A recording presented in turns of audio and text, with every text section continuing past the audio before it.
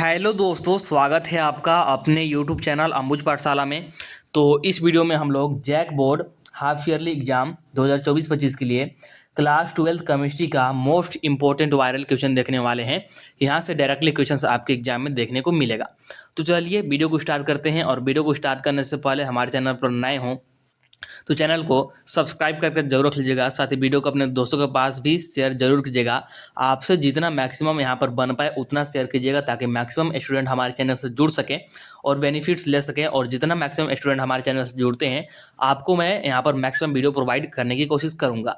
तो चलिए स्टार्ट करते हैं। और वीडियो को स्टार्ट करने से पहले मैं बता दूँ कि लेटेस्ट अपडेट और पीडीएफ के लिए आप लोग टेलीग्राम ग्रुप और व्हाट्सएप चैनल को ज्वाइन कर लीजिएगा। दोनों का लिंक डिस्क्रिप्शन में दिया हुआ है। साथ ही इंस्टाग्राम का भी लिंक डिस्क्रिप्शन में दिया हुआ है। तो आपका कोई भी पर्सनल डाउट या फिर इश्यू हो तो आप लोग मुझे इंस्टाग्राम पर फॉलो करके डीएम कर सकते हैं, आपको रिप्लाई मिल जाएगा। तो चलिए फाइनली स्टार्ट करते हैं।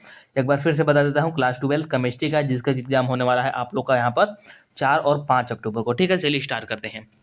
तो देखिएगा हमारे पास मैंने यहाँ पर दो चैप्टर से मेजरली क्वेश्चंस लिए हैं। ठीक है, तो दोनों बहुत ही ज़्यादा इंपॉर्टेंट है, इसलिए पूरा जरूर देखिएगा। तो पहला नंबर वाला क्वेश्चन देखिए हमारे पास क्या है कि electronic configurations of a transition metal X in +3 oxidation state is argon और 3d5। What is its atomic number. क्या बोल रहा है कि +3 ऑक्सीकरण अवस्था में एक संक्रमण धातु X का इलेक्ट्रॉनिक विन्यास इतना है, इसकी परमाणु संख्या क्या है। तो आपको परमाणु संख्या निकालना है। इसका +3 ऑक्सीकरण अवस्था में आपको इलेक्ट्रॉनिक विन्यास दिया हुआ है। तो देखिए बहुत सिंपल है निकालना। हम लोग जानते हैं कि आर्गन का कितना होता है, परमाणु क्रमांक 18। तो आर्गन 18 प्लस में क्या कर देंगे यहाँ पर 3d5 यानी कि 5। तो यहाँ पर आ जाएगा 5 इलेक्ट्रॉन यहाँ से, तो 5 यहाँ से आ गया। ठीक है, 3d5 में से 5 तो 18 और यहाँ पर आ गया 5। ठीक है, और साथ में क्या करेंगे +3 को भी ऐड करेंगे। क्यों?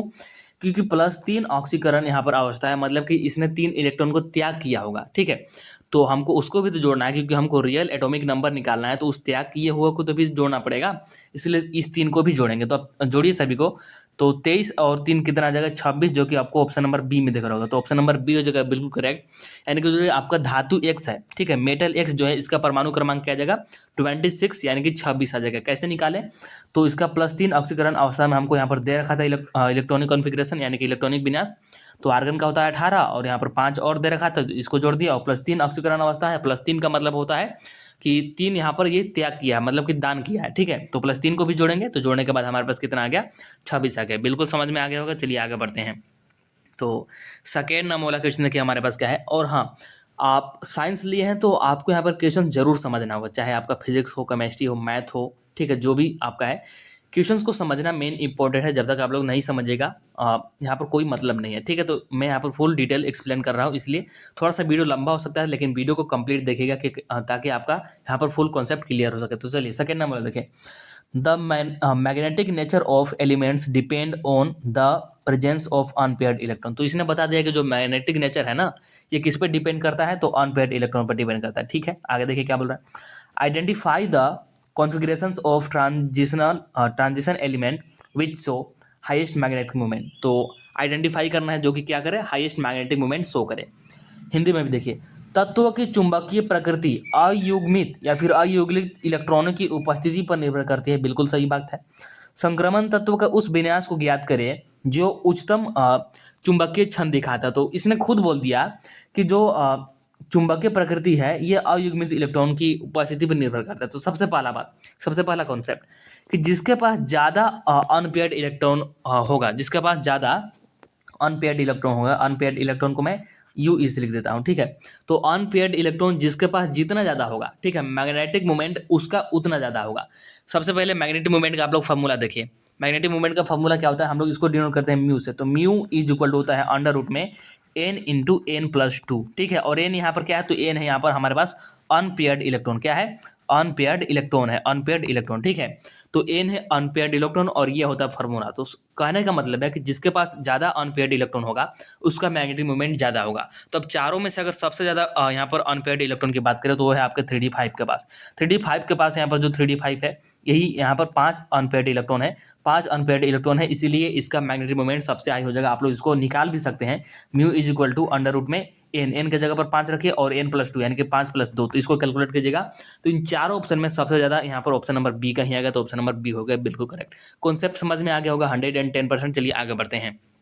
तो थर्ड नंबर वाला क्वेश्चन देखिए हमारे पास क्या है, which of the flowing oxidation state is common for all length lines, यानी कि निम्नलिखित में से कौन सा ऑक्सीकरण अवस्था सभी लेंथ लाइन के लिए समान है। तो लेंथ लाइन के लिए जो सामान्य ऑक्सीकरण अवस्था है ना, मतलब कि जो जनरली यहाँ पर शो करता है, मैक्सिमम जो शो किया जाता है, ठीक है, जो कॉमन है वो है आपका +3। क्या है? +3, यानी कि ऑप्शन नंबर क्या जाएगा, ऑप्शन नंबर यहाँ पर हो जाएगा सी करेक्ट। ये डायरेक्टली आपको याद रखना होगा क्योंकि ये डायरेक्टली यहाँ पर मतलब एक प्रॉपर्टीज टाइप का है, तो ऑप्शन नंबर सी हो जाएगा करेक्ट। इसके बाद देखिए नेक्स्ट वन है हमारे पास कौन सा है, हाँ फोर्थ नंबर वाला देखिए क्या बोल रहा है, the colour of chromate ion is, तो क्रोमेट आयन का रंग, तो ये भी आपका मतलब थ्योरी टाइप का है। तो क्रोमेट आयन का रंग कैसा होता है याद रखिएगा, तो ये होता है आपका पीला। और वैसे तो यहाँ पर कलर वाला क्वेश्चन अभी जैक बोर्ड कम पूछ रहा है, लेकिन पूछता है इसीलिए इंपॉर्टेंट है, तो ऑप्शन नंबर ए हो जाएगा बिल्कुल करेक्ट, यानी कि पीला। इसके बाद देखिए नेक्स्ट है हमारे पास जो कि कौन सा 5 नंबर वाला, देखिए क्या बोल रहा है, इसको थोड़ा सा इधर कर लेते हैं। हाँ अब देखिए क्या बोल रहा है कि which of the flowing D block element is not a transition element, निम्न में से कौन सा डी ब्लॉक तत्व एक संक्रमण धातु है। तो देखिए ये जो यहाँ पर 4 ऑप्शन दिए गए हैं, चारों के चारों ऑप्शन डी ब्लॉक एलिमेंट तो हैं, मतलब कि चारों के चारों डी ब्लॉक के तत्व तो हैं, लेकिन इनमें से पूछ रहा है कि कौन यहाँ पर ट्रांजिशन एलिमेंट नहीं है। तो सबसे पहले ट्रांजिशन एलिमेंट के लिए मतलब यहाँ पर क्राइटेरिया क्या होता है, ट्रांजिशन एलिमेंट के लिए हमारे पास कंडीशन क्या होता है। तो देखिए ट्रांजिशन एलिमेंट हम लोग उसको बोलते हैं जिसके कि डी कक्षक में या तो यहाँ पर क्या हो, मतलब कि डी कक्षक में 1 से लेकर के 9 तक इलेक्ट्रॉन हो। तो 1 से लेकर के अगर 9 तक इलेक्ट्रॉन है तो ये आपका ट्रांजिशन एलिमेंट कहलाएगा, मतलब संक्रमण धातु कहलाएगा, ठीक है। 1 से 9 तक इलेक्ट्रॉन है तब। अगर यही डी में 0 इलेक्ट्रॉन हो गया या फिर डी में 10 इलेक्ट्रॉन हो गया तो ये आपका ट्रांजिशन धातु नहीं कहेगा, ठीक है, ये आपका ट्रांजिशन धातु नहीं कहेगा। तो हमसे पूछा क्या है कि is not a transition element, तो ट्रांजिशन एलिमेंट कौन है, तो जिसके पास या तो 0 एलिमेंट हो, सॉरी जिसके पास या तो 0 इलेक्ट्रॉन हो या फिर 10 इलेक्ट्रॉन हो डी में। तो देखिए आपका यहाँ पर जो होता है क्या होता है CD और यानी कि कैडमियम, जिंक और साथ में Hg यानी कि पारा, ये जो सारे ग्रुप है ना ये आपके डी में 10 इलेक्ट्रॉन वाले ग्रुप है। क्या है? डी में 10 इलेक्ट्रॉन वाले ग्रुप है, तो यहाँ पर डी में 10 आ जाएगा। तो जो यहाँ पर आपका दिया गया ना कौन सा है इनमें से जिंक दिया गया, देखिए ऑप्शन नंबर डी आपका दिया गया है जिंक, ऑप्शन नंबर डी हो जाएगा बिल्कुल करेक्ट। तो जिंक के डी कक्षक में 10 इलेक्ट्रॉन है, इसीलिए आपका क्या हो जाएगा, ट्रांजिशन एलिमेंट नहीं होगा, बिल्कुल सही। और यहाँ पर आपको कॉन्सेप्ट समझ में आ गया होगा। चलिए आगे बढ़ते हैं। तो आगे देखिए हमारे पास तो 6 नंबर वाला क्वेश्चन देखिएगा हमारे पास क्या है, which of the flowing ions form coloured compound, निम्नलिखित में से कौन सा आयन रंगीन यौगिक बनाता है। तो रंगीन यौगिक कौन बनाएगा, तो जिसके पास क्या है, जिसके पास अनपेयर्ड इलेक्ट्रॉन हो, जिसके पास अनपेयर्ड इलेक्ट्रॉन होगा ना वही यहाँ पर रंगीन यौगिक या फिर कलर्ड कंपाउंड बनाएगा। तो चारों ऑप्शन में से अगर सही आंसर की बात करेंगे तो ऑप्शन नंबर सी हो जाएगा, जिसके पास की क्या है, अनपेयर्ड इलेक्ट्रॉन है। आप लोग इसका इलेक्ट्रॉनिक विन्यास करके यानी कि इलेक्ट्रॉनिक कॉन्फ़िगरेशन करके देख सकते हैं। Fe है तो Fe का जानते हैं हम लोग 26 होता है, लेकिन Fe3+ है इसलिए यहाँ पर आ जाएगा 23, और 23 का यहाँ पर आप लोग इलेक्ट्रॉनिक कॉन्फ़िगरेशन कीजिएगा तो आपको यहाँ पर अनपेयर्ड इलेक्ट्रॉन मिलेगा, करके देख सकते हैं।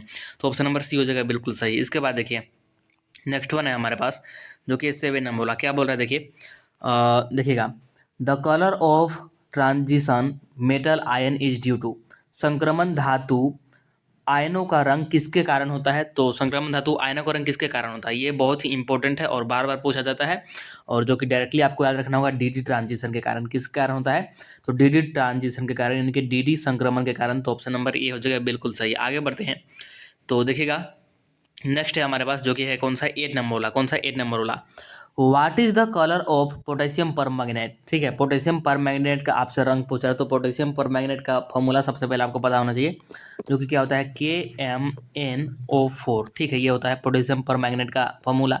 और इसका रंग की बात करें तो पर्पल होता है। कैसा? पर्पल, यानी कि ऑप्शन नंबर सी हो जाएगा बिल्कुल सही, यानी कि बैंगनी। ठीक है, आगे बढ़ते हैं तो नेक्स्ट देखिएगा हमारे पास कौन सा है, 9th नंबर वाला है। देखिए the general valence shell electronic configurations of D block element is, D block तत्वों का सामान्य संयोगी कोष इलेक्ट्रॉनिक विन्यास है। तो सामान्य यानी कि जनरल इलेक्ट्रॉनिक कॉन्फ़िगरेशन हमसे पूछ रहा है, वो भी डी ब्लॉक एलिमेंट का। तो देखिए फर्स्ट नंबर जो ऑप्शन है ये आपका एस ब्लॉक एलिमेंट के लिए, किसके लिए, एस ब्लॉक एलिमेंट के लिए। ठीक है, इसके बाद ये आपका जो NH2 NP126 है ये आपका पी ब्लॉक एलिमेंट के लिए है। ठीक है, और जो आपका ऑप्शन नंबर सी है यही हो जाएगा, आपका ऑप्शन नंबर सी हो जाएगा बिल्कुल सही, यानी कि N-1 डी में रहेगा 1 से 10 तक, S1 1 से 2 तक। ठीक है, तो यही आपका जो आपका डी ब्लॉक एलिमेंट है उसका ये जनरल इलेक्ट्रॉनिक कॉन्फ़िगरेशन है। और जो ऑप्शन नंबर डी है ये एफ ब्लॉक का है। किसका? एफ ब्लॉक का। तो याद रखिएगा चारों में से कोई भी पूछ सकता है, लेकिन ज़्यादा जो पूछता है डी ब्लॉक के ही पूछता है, इसीलिए ऑप्शन नंबर सी हो जाएगा सही। इसके बाद देखिए नेक्स्ट वन है जो कि है 10th नंबर वाला कि the general valence shell electronic configurations of F block elements. तो अभी तुरंत मैंने आपको ऊपर ही बताया था, तो ऑप्शन नंबर डी हो जाएगा बिल्कुल करेक्ट। ठीक है, और ये तो एस का है, ये पी का है, ये डी का है और ये एफ का है, चारों को याद रखिएगा। इसके बाद आगे बढ़ते हैं। तो आगे हमारा देखिएगा आगे हमारे नेक्स्ट चैप्टर से है। तो देखिए इसका फर्स्ट नंबर वाला क्वेश्चन हम लोग देखते हैं क्या है। हाँ, अब देखिए क्या बोल रहा है। The ligands and the coordination number for this complex are.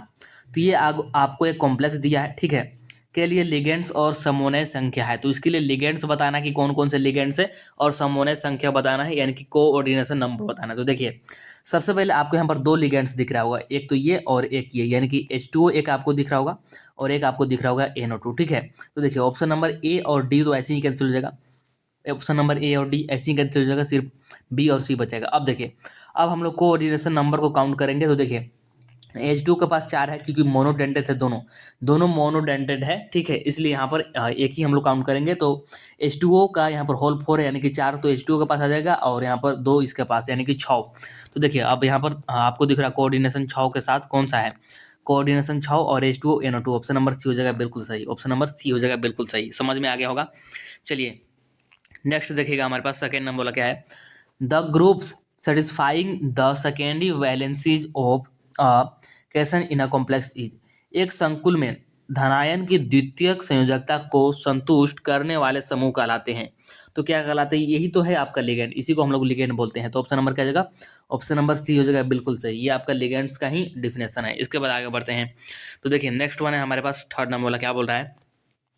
Which of the following element with the following outer orbital configurations may exhibit the largest number of oxidation state? निम्नलिखित बाहरी कक्षीय विन्यास वाले तत्वों में से कौन सी विन्यास अवस्था सबसे अधिक ऑक्सीकरण संख्या प्रदर्शित कर सकता है? तो सबसे अधिक ऑक्सीकरण संख्या कौन प्रदर्शित करता है इन चारों में से? ये जो चारों यहाँ पर आपको गिवन है। तो राइट आंसर हमारे पास का जगह राइट आंसर जगह ऑप्शन नंबर बी, जो कि यहाँ पर 5 और 2 यहाँ पर यानी कि +7 तक ये दिखा सकते हैं, यानी कि 7 तक। ठीक है, तो ऑप्शन नंबर बी हो जाएगा बिल्कुल करेक्ट। आगे बढ़ते हैं। तो नेक्स्ट देखिए हमारे पास क्या है, फोर्थ नंबर वाला, the number of unpaired electron of in.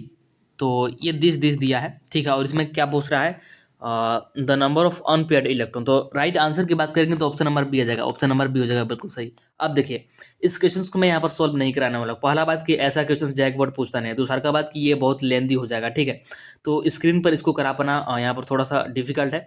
But अगर फिर भी आप लोग कमेंट करते हैं तो इसका सोल्यूशन मैं टेलीग्राम ग्रुप में सेंड कर दूंगा, या फिर किसी और वीडियो में इसका मैं यहाँ पर मतलब ये कैसे मतलब इसमें नंबर ऑफ इलेक्ट्रॉन हम लोग निकालते हैं ये आपको बता दूंगा।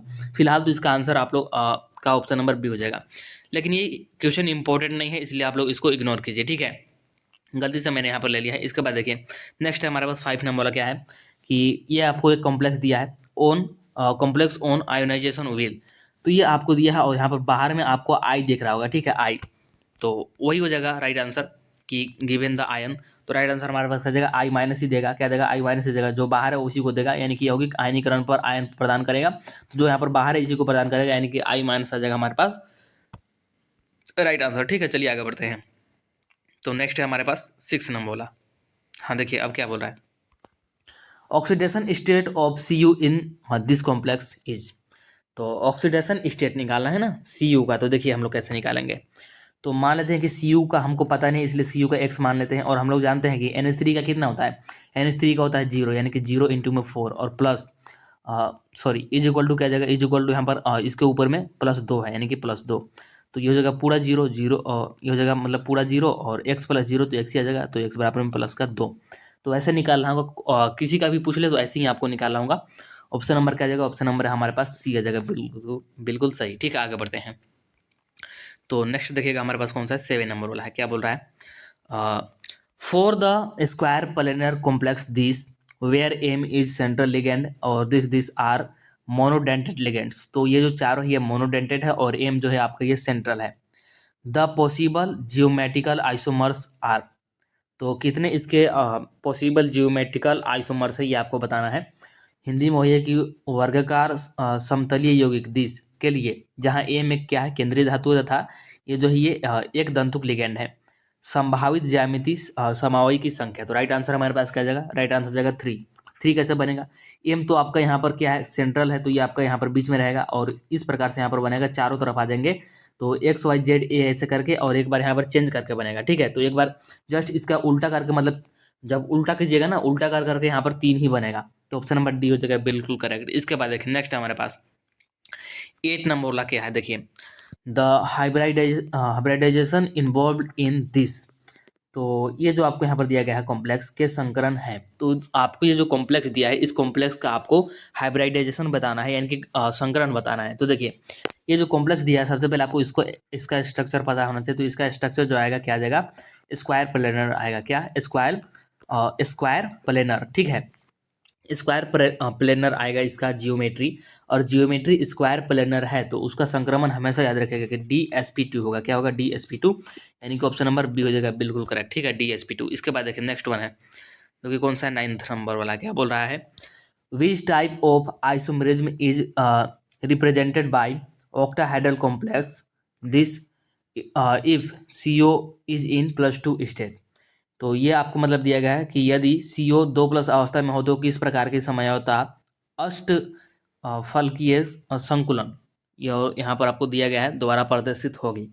तो राइट आंसर हमारे पास क्या जाएगा, ये किसके द्वारा होगी, तो ये जियोमेट्रिकल एंड आयोनाइजेशन के द्वारा होगी, यानी कि ऑप्शन नंबर क्या जाएगा सही, ए, ज्यामिति और आयनीकरण के द्वारा। तो ऑप्शन नंबर ए हो जाएगा बिल्कुल सही। इसके बाद देखिए लास्ट वन है, क्या बोल रहा है कि assign the charge on this. तो यहाँ पर मतलब कितना चार्ज होगा ये आपको बताना है, हिंदी में भी देख लीजिए कि ये जो आपको यहाँ पर कॉम्प्लेक्स दिया गया है, थोड़ा सा छोटा करता हूँ, हाँ यहाँ पर देखिए, और यहाँ पर सोल्व करने में भी मजा आ जाएगा।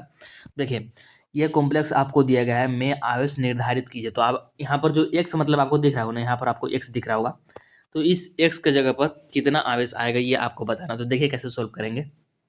तो हम लोग क्या करते हैं कि यहाँ पर मतलब CO का हम लोग x मान लेते हैं, और NH3 का हम लोग जानते हैं कि 0 होता है, और प्लस में Cl5 का हमारे पास कितना होता है, Cl5 का -1 होता है, और इनटू में आ जाएगा हमारे पास 5। ठीक है, इज इक्वल टू क्या, इज इक्वल टू x, या फिर इसको ऐसे ही छोड़ते हैं, अभी इसको हमको निर्धारित करना है। ठीक है, इसको निर्धारित करना है, तो इधर आ जाएगा x-5 इज इक्वल टू, इधर क्या रखें, तो देखिए ये जो कॉम्प्लेक्स आपको दिया हुआ है ना, ये जो कॉम्प्लेक्स आपको दिया है, इसका जो मैक्सिमम है ना, मैक्सिमम +3 तक ला सकते हैं। इसका जो मतलब यहाँ पर आवेश हम लोग निर्धारित कर रहे हैं, तो +3 से इस पर ज़्यादा आवेश नहीं होना चाहिए, इसलिए ऐसा यहाँ पर रखेंगे जो कि +3 से ज़्यादा ना हो। तो -2 रखेंगे, तो x इज इक्वल टू -2 और प्लस का यहाँ पर आ जाएगा 5, प्लस का 5। ठीक है, तो ये प्लस का कितना बनेगा, प्लस का 3 बनेगा, तो इससे ज़्यादा नहीं हो सकता है, इसीलिए यहाँ पर आपका जो क्या हो जाएगा सही, ऑप्शन नंबर बी हो जाएगा बिल्कुल सही। कौन सा, ऑप्शन नंबर बी हो जाएगा बिल्कुल सही।